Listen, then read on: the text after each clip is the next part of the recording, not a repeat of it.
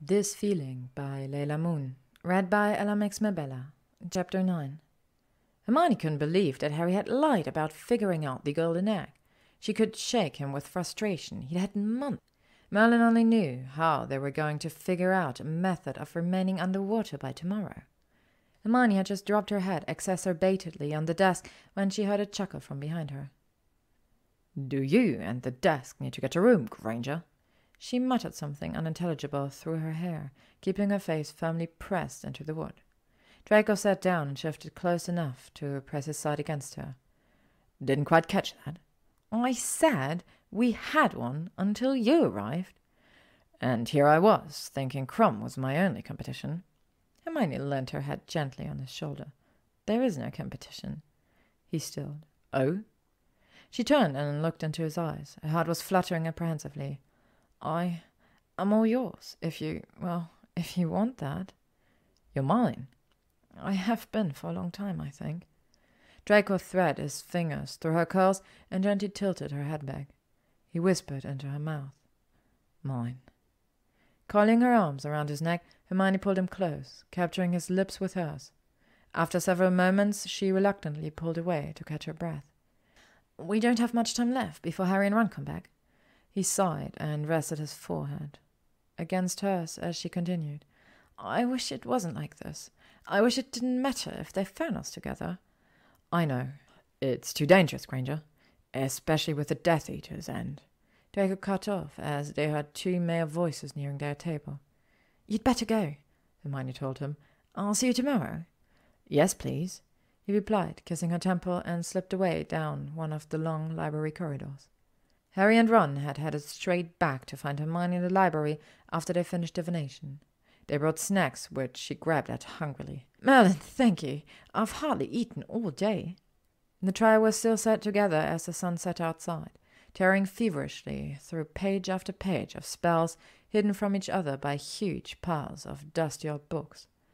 Hermione's heart gave a leap every time she saw the word water on a page, but more often than not it was merely, "Take 2 pints of water, half a pound of shredded mandrake leaves, and a nude." "There must be something," Hermione muttered, moving a candle closer to her. Her eyes were so tired she could barely keep them open. They'd never set a task that was undoable. "They have," said Ron. "Harry, just go down to Lake tomorrow, right? Stick your head in, yell at the mad people to get back whatever they've nicked, and see if they chalk it out. Best you can do, mate." "There is a way of doing it," Hermione moaned. "There just has to be." She seemed to be taking the library's lack of useful information on the subject as a personal insult. It had never failed her before. "Oh, this is no use," she glowed, snapping weird wizarding dilemmas shut. "Who on earth wants to make their nose hair grow into ringlets?" "I wouldn't mind," said Fred Weasley's voice. "Be a talking point, wouldn't it?" Hermione, Harry, and Ron looked up. Fred and George had just emerged from behind some bookshelves. "What are you two doing here?" Ron asked. "Looking for you," said George. "McGonagall wants you, Ron, and you, Hermione." "Where's the post to take you down to her office?" added Fred. Hermione stared at Harry, who was looking fairly nauseous. "We'll meet you back in the common room," she told him as she got up with Ron. "Bring as many of those books as you can, okay?" "Right," said Harry uneasily. Hermione felt her head break the surface of the lake, gulping air down as quickly as possible. She was shivering as Victor lifted her from the water, and Madame Pomfrey wrapped a thick blanket tightly round her. The last thing she remembered was arriving in Professor McGonagall's office the previous night with Ron. They were joined by Cho Chang and a tiny blonde girl she didn't recognize. Dumbledore had put them all into bewitched sleep, first assuring them that they would be quite safe. Hermione glimpsed Draco on the stands. He looked terrible. Gripping the seat beneath him, he was ashen and staring at her wide-eyed. She gave him a small smile, but her attention was drawn quickly away as she heard Harry's name being called. He and Ron were dragging Fleur's sister on the platform, and the matron moved to check on them. Draco swore under his breath with relief. "You've got to be fucking kidding me, Granger," he thought. "Could I not just have 1 year where your life isn't on the line?" On the evening of the final task, the Great Hall was filled to the brim with students, teachers, friends, and family. As the enchanted ceiling overhead began to fade from blue to a dusky purple, Dumbledore rose to his feet and silence fell. Ladies and gentlemen, in 5 minutes' time I will be asking you to make your way down to the Triwizard Tournament. Will the champions please follow Mr. Bagman down to the stadium now? After Harry had made his way out of the castle, Hermione and the Weasleys followed the champion's steps towards the Quidditch pitch, which was now completely unrecognizable. A 20-foot-high hedge ran all the way around the edge of it. As they took their seats, Hermione could see the maze entrance, which looked dark and creepy. Ladies and gentlemen, the third and final task of the Triwizard Tournament is about to begin, Luther Bagman cried. On my whistle, Harry and Cedric. As he gave a short blast on his whistle, the cheers and applause sent birds from the Forbidden Forest fluttering ominously into the darkening sky. Whilst Hermione had been spared from watching a still lake for 1 hour, she was now subject to staring an overgrown hedge. As the initial excitement waned, time was passing incredibly slowly. To occupy herself, she had been gradually charming Draco's clothing scarlet and gold to see how long it took him to notice. She wished she could have taken a picture of his face as he spotted the Gryffindor color seeping into his black robes, but the memory would have to do. He just about managed to stifle his shriek, but the leaping and cursing caused some curious looks to be cast his way. Draco turned immediately to find Hermione, a few rows along from him, who could barely contain her laughter. He smirked and mouthed the words, "Game on." It had turned into a full-blown war as Hermione battled to remove the green tint she had applied to her skin, when suddenly she saw Harry slam flat into the ground at the entrance to the Great Maze. Everyone around her jumped up and started to cheer, but Hermione was frozen. Something was wrong. He was lying over Cedric, who wasn't moving. She stared at the two of them in panic. Harry! Harry!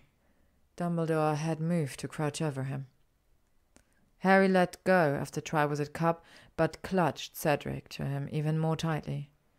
Hermione saw him seize the headmaster's wrist and whisper something into his ear.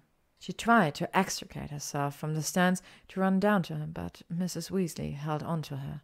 "Diggory's dead!" Harry cried. As Cedric's father ran to his son's body, Moody half pulled, half carried Harry away from the scene. Hermione couldn't see where they had gone. She grabbed onto Ron's arm, who looked just as concerned and confused as she did. It felt like far too long before the crowd were allowed to leave and go back to the castle. Hermione and the Weasleys went immediately to the hospital wing, but he wasn't there. When Madame Pomfrey said Harry hadn't arrived, the anxiety in the room increased twofold. Eventually, the doors were pushed open to reveal Dumbledore, Harry, and Sirius. Hermione felt detached as she distantly heard the headmaster speak. She was gently pushed into a seat and remained there, watching Harry until her eyes fell shut. Chapter 10. Hermione waited anxiously for Draco in the library. She was pacing from one bookcase to another, her hands clenched tightly together. The students of Hogwarts were due to be leaving for the summer holidays in just a few hours' time, and she needed to speak with him before they left. After Harry had woken up, she had been able to piece together everything that had happened. All of it was terrible, and the ultimate outcome was even worse. Draco strolled casually around the corner. "Oh, hello there, devious Miss Granger. Are you here to toy with yet another boy's affection?" Hermione grimaced. "Don't, Malfoy." "Well, there haven't been any articles for a while now. Skeeter must have got bored with you." "Actually, I think it's jarringly obvious that she's missing." "What?" "I'll explain another time," she said airily. "I need to talk to you about Dumbledore's announcement. There were bits left out." Draco stared at her. "Why do I feel like you always drop some bombshell on me at the end of each year?" "Because I do." He grumbled and gestured for her to continue. Hermione told him everything, and Draco was quiet for a long time before he said, "Okay. Moody was actually Barty Crouch Jr., the Death Eater, who was sent to Azkaban by his father and then swapped for his mother. He put Potter's name in the Goblet of Fire as a very convoluted plan to bring the Dark Lord back to life." Yes, that's an accurate summary. So he's back, and the Minister of Magic refuses to believe it? Also true. Hermione sighed. She moved from her seat and into his lap, trying to get as close as possible.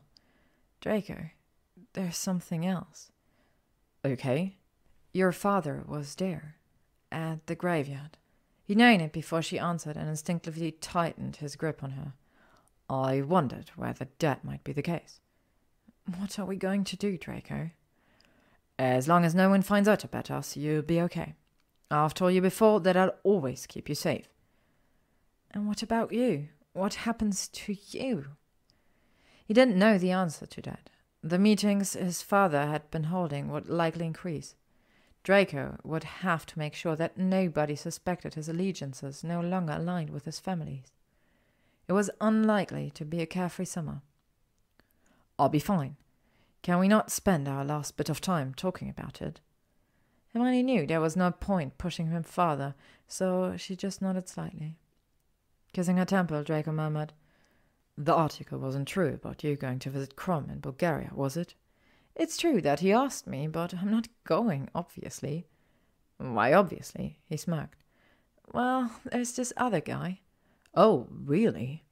Draco peppered kisses along her jawline as she replied. He's handsome, intelligent, funny. He lowered his head to continue his ministrations down her neck. Too bad you could never compete, Malfoy. He sucked gently. Rude? Is there really no way we can keep in touch over summer? Hermione whispered. I know it's going to be even harder than normal, but with everything going on, it's especially important that we don't risk it. Her brow furrowed in thought. I could send you an L under a different name. Do you think that would work? It might, but only once. He knew he was being selfish. He should say not at all, but he couldn't face an entire summer away from her. We need to start moving. It's not long before the express arrives. I'm going to miss you so much. Hermione. She tasted the sound of her name on his lips and kissed him desperately, as if it might be the last time. Raking her fingers through his hair, she clung to him. Draco groaned, and she pressed her tongue into his mouth. His hands began to roam underneath her shirt, hesitantly stroking bare skin by the waistband of her skirt. She stilled. Sorry, he breathed. No, it's not that. But you're right. We do have to go. Cursing under his breath, he gave her one final kiss before they stood up and prepared to leave the safe space they had created together. End of 4th year. Thank you for listening to today's chapter of This Feeling by LeilahMoon, read by LeilahMoon.